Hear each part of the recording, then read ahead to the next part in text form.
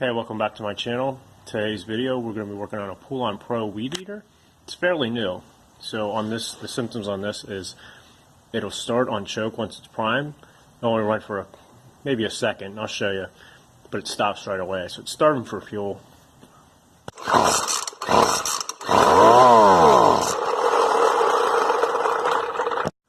Now if this symptom happens to you, there's a few things that could be wrong. The carburetor could be bad, the fuel filter could be plugged, the spark arrestor on the exhaust could be plugged.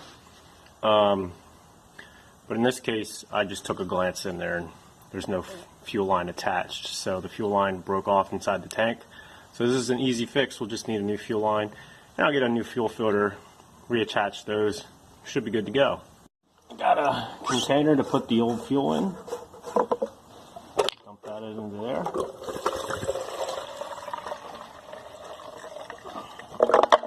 And if you heard that clunk, that was the sound of the fuel filter.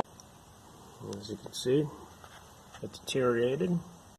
And since I've been working on small engine stuff for a couple years now, I've kind of collected some different diameter fuel line, and I'm sure I got the right fit here.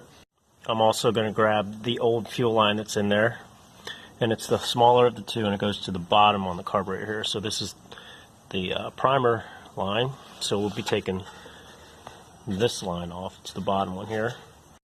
And sometimes it's really hard to push the new fuel line down into that small hole.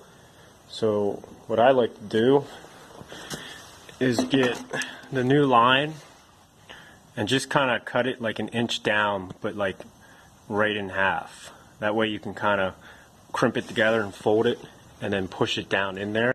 Use some WD-40 as a lubricant, help it slip down in there easier. And you can kind of just keep shoving it down in there until you can get a little bit and grab it with your needle nose pliers. That's kind of what it looks like.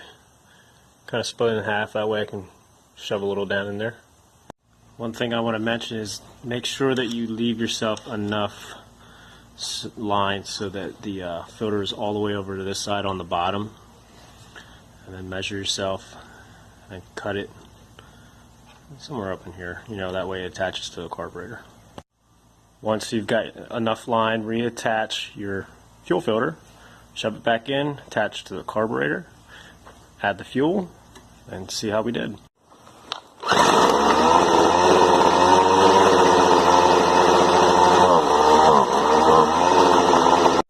So it fired right up. It was the fuel line wasn't attached. That's why. Sounds like he messed with the carburetor, so I have to tune that a little bit. But if you have those symptoms, it starts up or won't start at all, fuel related. This case it was the fuel line. Hope this video helps. See you next time. Thanks for watching. From the neighborhood go-to guy.